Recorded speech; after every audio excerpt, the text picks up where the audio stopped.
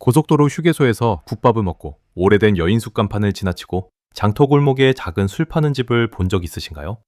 우리는 그것들을 전혀 다른 공간처럼 부르지만 거꾸로 따라가 보면 한 질문에 닿습니다. 그 공간은 정말 사라졌을까요? 아니면 이름만 바꿔 우리 곁에 남아있는 걸까요? 사극에서는 되게 비슷하게 나옵니다. 주인공이 문을 열고 들어오면 사람들은 술잔을 기울이고 주모는 국밥을 내오고 어딘가 수상한 이야기가 오갑니다. 분위기는 낭만적이고 때로는 사건이 시작되는 무대처럼 보입니다. 하지만 실제 주막을 그렇게만 보면 중요한 부분을 놓칩니다.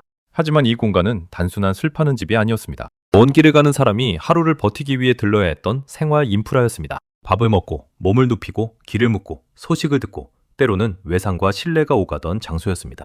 오늘은 이 공간을 술 파는 집이 아니라 길 위의 문제 해결 시스템으로 보겠습니다. 먼 길을 떠난 조선의 여행자를 상상해 보겠습니다. 그 사람에게 가장 먼저 필요한 것은 멋진 풍경이 아니었습니다. 아주 현실적인 문제들이었습니다. 첫째, 배가 고픕니다.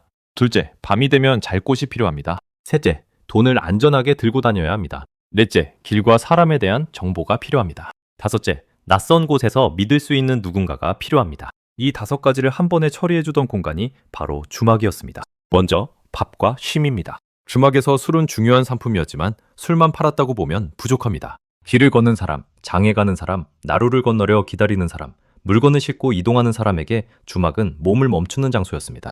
국밥 한 그릇은 단순한 음식이 아니었습니다. 오래 걸은 사람에게는 체력을 회복하는 수단이었고 다음 길을 계산하는 시간이었습니다. 장날을 기다리는 사람에게는 대기 장소였고 나루터나 길목에서는 이동의 리듬을 맞추는 정거장이었습니다. 그래서 어떤 시청자가 주막을 오늘날의 휴게소 같다고 느낀 것은 꽤 정확한 감각입니다. 차가 아니라 다리로 이동하던 시대에도 사람에게는 멈춰서 먹고 쉬는 곳이 필요했습니다. 다음은 잠자리입니다. 사극에서는 주막의 방이 꽤 아늑해 보일 때가 많습니다. 하지만 실제로는 지금의 숙박업소와는 전혀 다른 기준으로 봐야 합니다. 주막의 잠자리는 대체로 저렴하거나 밥과 술을 먹을 손님에게 제공되는 부가 서비스에 가까웠습니다. 낯선 사람들이 한 방에 함께 자는 일도 이상한 일이 아니었습니다.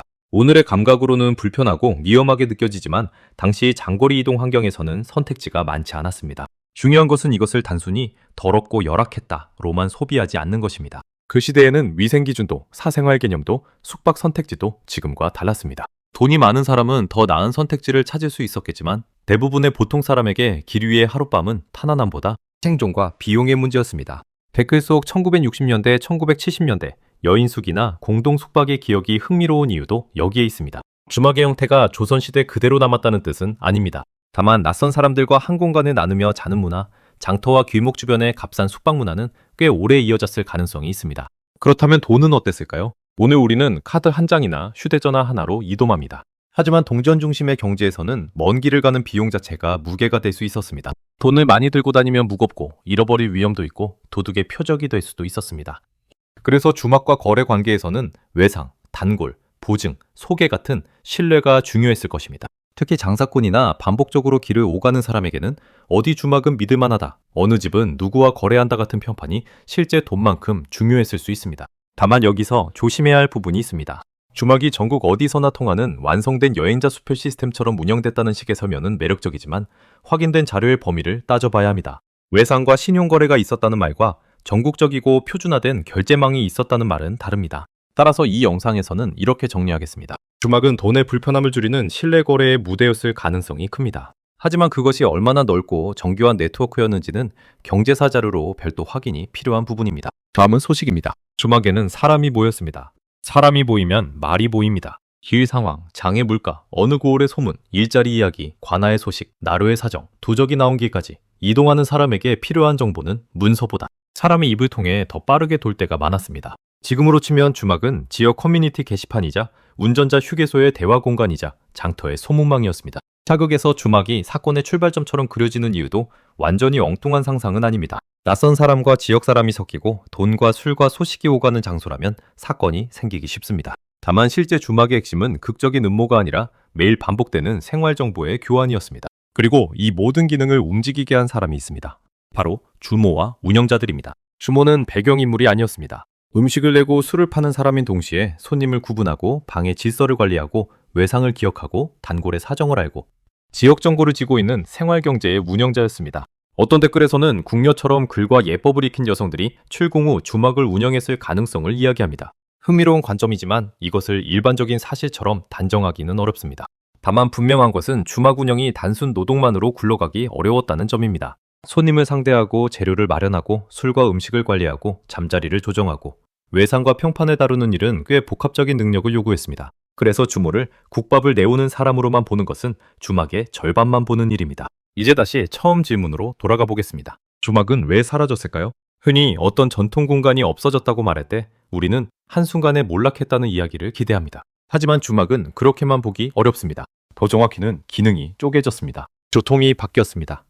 철도와 신정로가 등장하고 이동 속도와 동선이 달라졌습니다. 사람들이 멈추는 장소도 바뀌었습니다. 나루와 옛길의 주막이 맡던 역할, 일부는 역 주변, 터미널, 도로변 식당, 여관, 휴게소로 이동했습니다. 술 문화와 제도도 바뀌었습니다. 집에서 술을 빚고 팔던 관행, 지역마다 다른 술의 유통 방식, 주막의 영업 방식은 근대적 세금 제도와 허가 체계 속에서 달라질 수밖에 없었습니다. 숙박업과 음식점도 점점 분리되었습니다.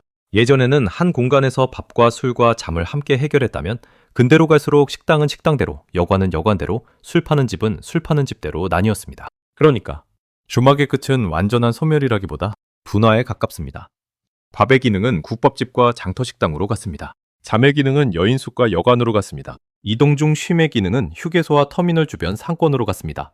지역 교류의 기능은 장터, 술 파는 집과 동네 식당, 오래된 선술 파는 집으로 남았습니다. 그래서 어떤 분들이 주막은 사라진 게 아니라 형태를 바꿔 남아있다고 말하는 것은 중요한 통찰입니다. 같은 간판, 같은 건물, 같은 운영 방식이 남았다는 뜻은 아닙니다. 하지만 주막이 해결하던 문제들은 여전히 남아있고 그 문제를 해결하는 공간들도 여전히 존재합니다. 삼강주막처럼 지금도 주막의 이름과 분위기를 간직한 장소가 있다는 점도 그래서 흥미롭습니다. 그것은 단순한 관광지가 아니라 우리가 잊고 있던 기류의 생활 방식을 떠올리게 하는 흔적입니다. 다만 여기서도 조심할 필요가 있습니다. 오늘 복원되거나 관광자원으로 운영되는 주막을 조선시대 주막의 모습 그대로라고 보면 안 됩니다. 현재의 주막 유적과 체험 공간은 과거를 이해하는 입구이지 과거 그 자체는 아닙니다. 결국 주막은 낭만적인 사극 세트도 아니고 충격적인 야사만으로 설명할 공간도 아닙니다. 주막은 이동이 힘들던 시대, 보통 사람들이 길 위에서 살아남기 위해 만든 현실적인 시스템이었습니다. 밥이 필요해서 들렀고, 잠이 필요해서 머물렀고, 돈과 신뢰가 필요해서 관계를 만들었고, 소식이 필요해서 사람들 사이에 앉았습니다. 오늘 우리가 휴게소에서 국밥을 먹고 오래된 장터식당에서 막걸리 한 잔을 보고 낡은 여인숙 간판 앞을 지나칠 때 그 안에는 주막의 기능이 조금씩 흩어져 남아있을지도 모릅니다. 그러니 다음에 사극 속 주막 장면을 보게 된다면 술잔과 국밥만 보지 말고 그 뒤의 질문을 떠올려 보세요. 먼 길을 가던 사람들은 어디서 쉬었을까? 낯선 곳에서 누구를 믿었을까? 돈과 소식과 잠자리면 어떻게 해결했을까? 그 질문에 답하는 순간 주막은 오래된 술 파는 집이 아니라 조선의 길 위를 움직이게 한 생활 인프라로 보이기 시작합니다.